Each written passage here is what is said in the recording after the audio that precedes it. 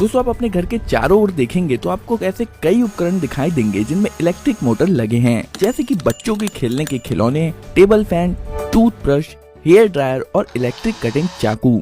आप इसे चालू करते हैं और किसी तरह ये काम करने लगता है, पर ऐसा कैसे? इस वीडियो में हम इलेक्ट्रिसिटी और मैग्नेट यानी कि चुंबक की बेसिक बातें कवर करेंगे और फिर मोटर कैसे काम करता है यह समझने के लिए इन सभी को एक साथ रखेंगे। आइए सर्किट से शुरू करते हैं। हमारे पास एक बैटरी है, कुछ वायर है और एक ऐसा उपकरण है जो बिजली का उपयोग कर सकता है, जैसे कि एक लाइट बल्ब। इलेक्ट्रिसिटी सर्किट में फ्लो होती रहती है, लेकिन जैसे ही तार टूट जाता है इलेक्ट्रिसिटी बहना बंद हो जाती है और लाइट बल्ब बुझ जाता है। क्योंकि अगर हम चाहते हैं कि सर्किट काम करे तो बस आप इतना याद रखिए कि सर्किट का रास्ता पूरा होना जरूरी है और जरूरत पड़ने पर सर्किट के रास्ते को तोड़ने या जोड़ने के लिए हम स्विच का इस्तेमाल करते हैं। तार से बिजली बह रही है, इसे कन्वेंशनल फ्लो कहा जाता है।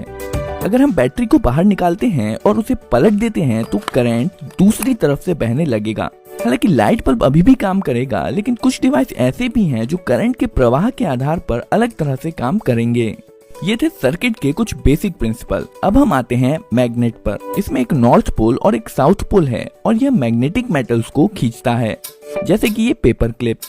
यदि आप दूसरे मैग्नेट को इसकी तरफ लाएंगे तो विपरीत पोल अट्रैक्ट होंगे और सेम पोल रिपेल होंगे। जरूरी नहीं कि मैग्नेट इसी शेप का हो। उदाहरण के लिए कुछ मैग्नेट ज्यादा फ्लैट हो सकते हैं, जैसे कि ये मैग्नेट। इन मैग्नेट्स को परमानेंट मैग्नेट्स कहा जाता है क्योंकि यह मैग्नेट्स हमेशा काम करते हैं। आप इन्हें बंद या चालू नहीं कर सकते। यह कई छोटे छोटे मैग्नेटिक डोमेन से बना होता है जो एक ही दिशा में रहते हैं, लेकिन आगे हम ऐसा मैग्नेट भी देखेंगे जिसमें हमेशा ऐसा नहीं होता है। अब हम एक परमानेंट मैग्नेट लेंगे और बीच में एक छेद करेंगे और इसे एक ऐसी रॉड पर रखेंगे जहां पर यह आसानी से घूम सके। इसके साइड में एक दूसरा मैग्नेट लाने पर हम देखेंगे कि रॉड पर रखा मैग्नेट तुरंत घूमना शुरू कर देगा जब तक कि दोनों मैग्नेट्स के विपरीत पोल आमने सामने नहीं आ जाते हैं। अब अगर साइड वाले मैग्नेट को उलट दें तो सेम पोल आमने सामने आ जाएंगे और एक दूसरे को रिपेल करेंगे और विपरीत पोल एक दूसरे को अट्रैक्ट करेंगे। अब अगर हम साइड मैग्नेट को बार बार उल्टा करते रहेंगे तो हमारा घूमने वाला मैग्नेट घूमता रहेगा। अभी के लिए बस ये घूमने वाला कॉन्सेप्ट याद रखिए, हम इस पर जल्द ही वापस आएंगे। यहाँ पर एक मेटेलिक बोल्ट है जो मैग्नेट नहीं है। असल में यह मैग्नेटिक डोमेन से तो बना है, लेकिन इसके मैग्नेटिक डोमेन विभिन्न दिशाओं में है। चलिए अब इस बोल्ट पर तार को कई बार लपेटते हैं और एक सर्किट बनाते हैं। तारों के माध्यम से बहने वाला करंट मैग्नेटिक डोमेन्स को लाइन अप कर देता है। इसका मतलब है कि हमने अभी अभी एक मैग्नेट, या ज्यादा स्पष्ट तरीके से कहें तो एक इलेक्ट्रोमैग्नेट बनाया है। यह वैसे ही काम करता है जैसे कि एक परमानेंट मैग्नेट। यह लोहे के टुकड़े को उठा सकता है और इसमें एक नॉर्थ और एक साउथ पोल होता है जो दूसरे मैग्नेट को अट्रैक्ट या रिपेल करेगा। लेकिन इलेक्ट्रोमैग्नेट इस मायने में खास है कि इसे लाइट बल्ब की तरह चालू या बंद किया जा सकता है, जबकि परमानेंट मैग्नेट के साथ ऐसा नहीं किया जा सकता है।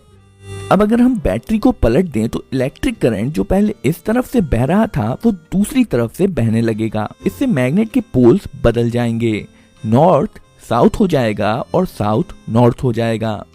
इसे इलेक्ट्रोमैग्नेट की पोलैरिटी का बदलना कहते हैं।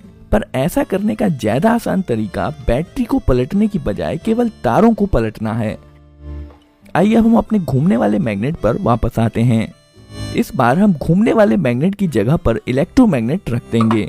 अब जैसे ही हम इसमें वायर जोड़ेंगे इलेक्ट्रोमैग्नेट चालू हो जाएगा और साइड मैग्नेट के पोल्स के अनुसार अपने आप को अलाइन कर लेगा।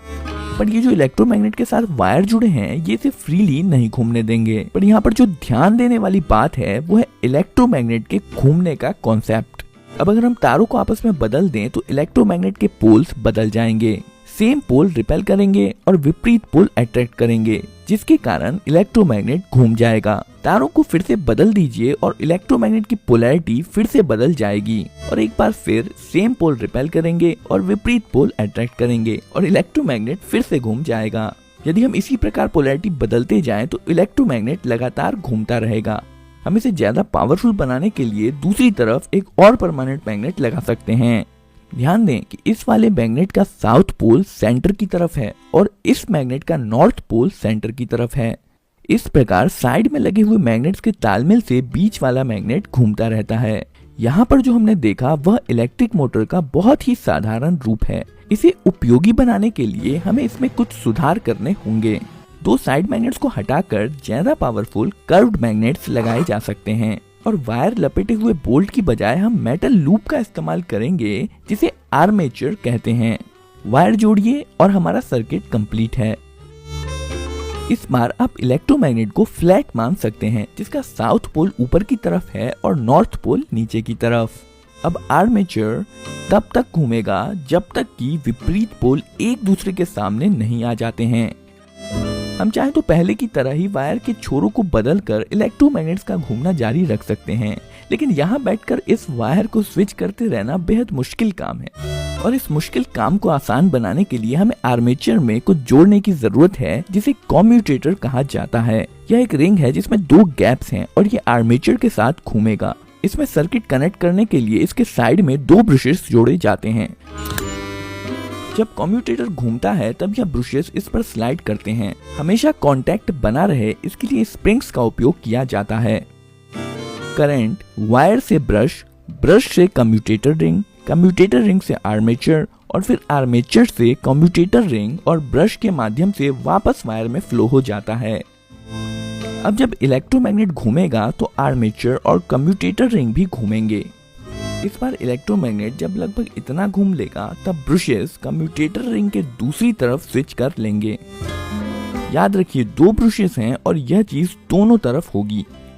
कॉन्टैक्ट स्विच होने से पहले करंट इस तरह से फ्लो हो रहा था, पर जब ब्रशेस साइड स्विच कर लेंगे तब करंट इस तरह से फ्लो होने लगेगा और जब करंट की डायरेक्शन बदल जाएगी तो इलेक्ट्रोमैग्नेट की पोलैरिटी भी बदल जाएगी और आर्मेचर घूमता रहेगा। असल में कम्यूटेटर रिंग यहाँ पर वही काम कर रहा है जो पहले हम वायर बदल कर रहे थे, पर इस बार यह सब कुछ अपने आप ही कर ले रहा है। जब तक यह बैटरी से जुड़ा हुआ है तब तक यह इसी प्रकार घूमता रहेगा। बैटरी डिस्कनेक्ट कर देने पर इलेक्ट्रोमैग्नेट भी नहीं रहेगा और घूमना भी बंद हो जाएगा। अभी तक हमने आर्मेचर पर बस एक लूप का इस्तेमाल किया है। इसमें मोटर की स्पीड इरेगुलर होती है और इसके अलावा जब ब्रशेस कम्यूटेटर रिंग के टुकड़ों के बीचों बीच होगा तब इस स्थिति में मोटर रुक भी सकता है। इस मुसीबत से बचने के लिए यहाँ पर हम कम्यूटेटर रिंग को और दो भागों में बांटकर और एक लूप जोड़ सकते हैं। शुरुआत में ब्रशेस इन दो कम्यूटेटर के टुकड़ों के कांटेक्ट में होते हैं जो इस इलेक्ट्रोमैग्नेट को ऑन कर देते हैं, जिसके कारण यह घूमना शुरू कर देता है।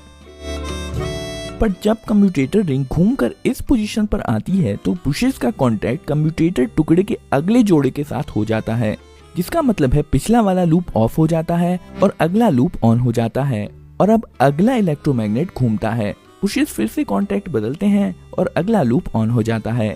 मोटर के घूमने के दौरान यह लगातार होता रहता है और लूप्स एक के बाद एक इलेक्ट्रोमैग्नेट बनते रहते हैं और मोटर को घुमाते रहते हैं। कुछ इलेक्ट्रिक मोटर के आर्मेचर में कई लूप्स जोड़े जाते हैं जिससे मोटर स्मूथली चलता रहता है। आर्मेचर के घूमने से जो घूमने वाला बल पैदा होता है उसे टॉर्क कहते हैं। ज्यादा टॉर्क का मतलब है मोटर की ज्यादा स्पीड।